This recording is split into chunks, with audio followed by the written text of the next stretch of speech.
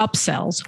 What is the best strategy for upsells? How many upsells should you have? How you should bill for them? What the price points should be? These are all questions that I get probably a couple of times a week. So I figured I'm going to record an episode for you guys so you can hear what are the most effective strategies for making the most amount of money for your upsells or your upsells in your cart. So I'm going to talk a little bit about how many upsells you should have, how you should bill for them, and then some key considerations to ensure that obviously you maximize your revenue from upsells. Now, one thing that you have to keep in mind is how do you decide how many upsells you should have in your cart? Now, I see a whole range from 1 to on the low end to 4 on the high end. And the answer to that really depends on, your funnel and your cart and what you're selling.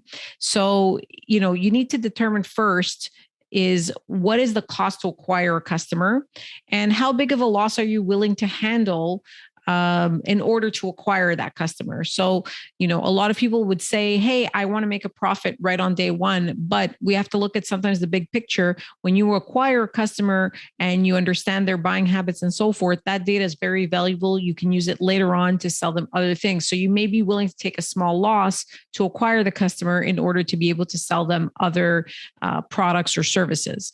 Obviously, we aim to make dollars on the first day, but if not possible, then how big of a loss is it possible for you to handle? Now, your total cost of front end with upsells, is it realistic? Or is it going to result in more chargebacks and refunds? What I mean by that is if you have your front end product plus 3 or 4 different upsells, if that ends up being $700 or $800 total at the end of your cart, is that even realistic for your average customer? So it's important to know your demographic. It's important to know who you're selling to. And, although you may be collecting all this money right up at the front end, is this going to cause more issues for you later, meaning with your customer service or your merchant accounts if you get too many chargebacks and so forth? So keep that in mind. And then make a decision on how many upsells you should have in your cart. And this could be fluid, meaning you can test 1, you can test 2, you can test 3, you can test 4. My personal opinion is, the maximum really should be 3, because in addition to your front end product plus 3 upsells, that's 4 transactions. That's a lot of line items that you're going to take up on somebody's credit card statement. So you best be sure that these products are not going to, cause any concern for the customer and he'll want to return them and so forth. So it really depends how much value you're providing.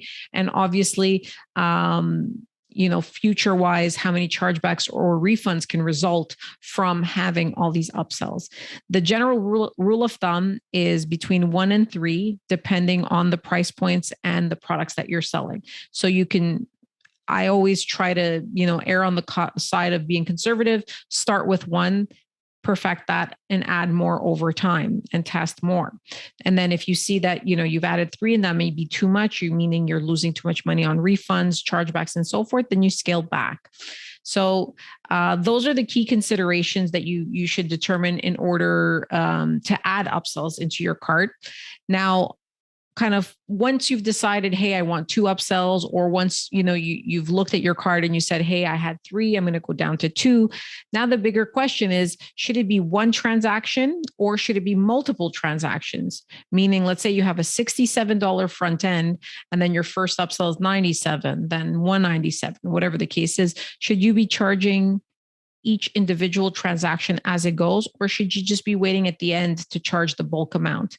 Now, there's no hard and fast rule for any business. These are things that you should obviously test. But what we see typically, especially in direct response businesses like supplements or digital products or drop shipping products and so forth, is it is best usually to charge 1 item at a time. The reason for that is because if you charge all of it kind of cart style at the end, if the transactions ends up being $400 or $500, you're probably going to get a lot more declines because the transaction amount is quite large and it may not go through, or the client may not have money, or their bank might, return a response like issuing bank decline. So you want to charge one at a time so you can capture as many items or sales as you can, and avoid, one bulk amount that may result in insufficient funds or more bank declines. Now, a couple of effective strategies to kind of test and to keep in mind when you have upsells is if you have more than one upsell. So when I say that, I mean your front end is one transaction, then you have upsell one as another transaction.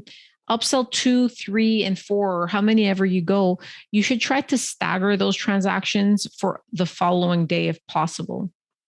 Now you may ask, why would I do that? Wouldn't I want to keep the money all, same day, since I'm, trying to capture as much money on the front end? Technically, yes, but credit card transactions kind of work a little bit differently. If you send one transaction, then you send another transaction a couple of seconds later, and you keep going at that rate for 5 transactions, your odds of getting the 4th and the 5th transaction start decreasing dramatically, because the customer's bank will say, why is this merchant sending so many transactions? It triggers some fraud alerts. Credit cards are still built for a card present environment, even though obviously e-commerce has taken over, especially in the last 2 years, but they still kind of work as, why are there so many transactions within seconds of each other, and who would buy that many transactions from or products from one merchant in such a short amount of time? So when I say stagger the transactions the following day, you can try, and this is something definitely that you can test, is you charge for your front end transaction, your upsell 1, and then you charge for upsell 2 and 3, for example, the next day. And the reason is you give kind of a break to the customer's bank, and then they see it as a new kind of transaction series. Now, keep in mind, if you're shipping a product, you should maybe wait 24 hours before you ship it to make sure, you can send one package for that.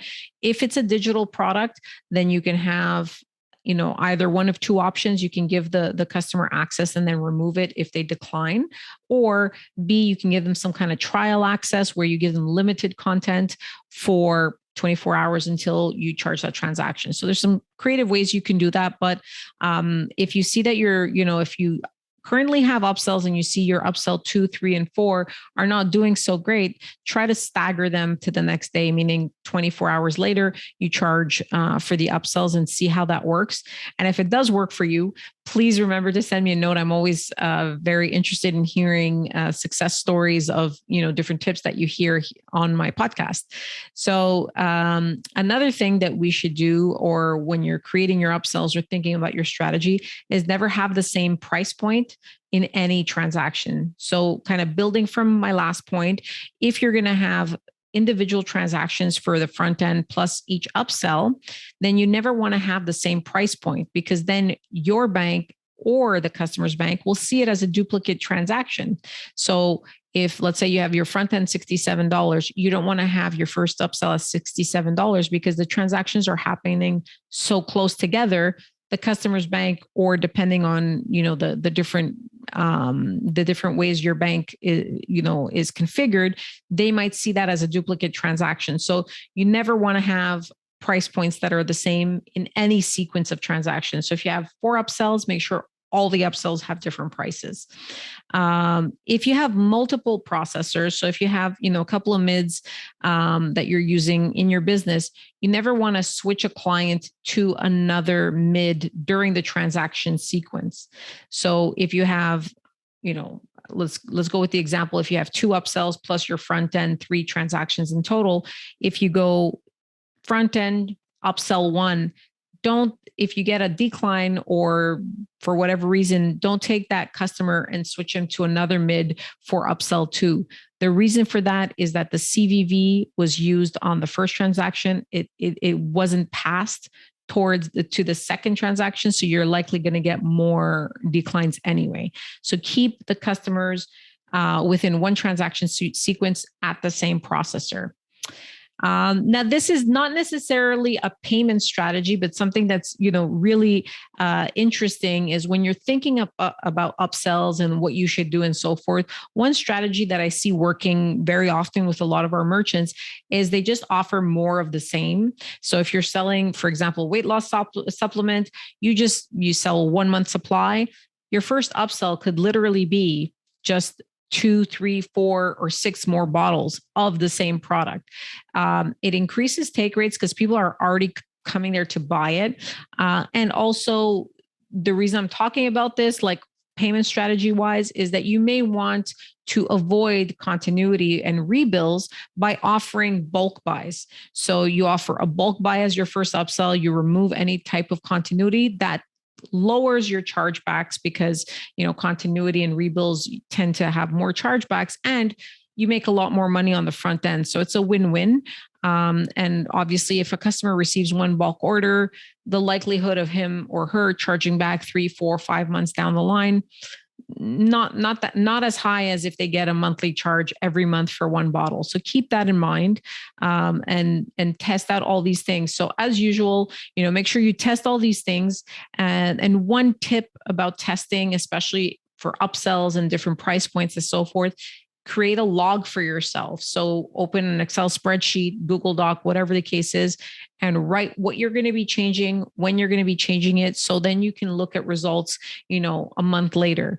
The reason for that is because once you change upsell strategy or pricing or whatever the case is, you won't know the effects on chargebacks or refunds or how many hours of call center time you've saved until a couple of weeks later. So it's important to know which change you've made and what effect it had a couple of weeks or a couple of months later, depending on what you're doing. So I hope you found this information useful.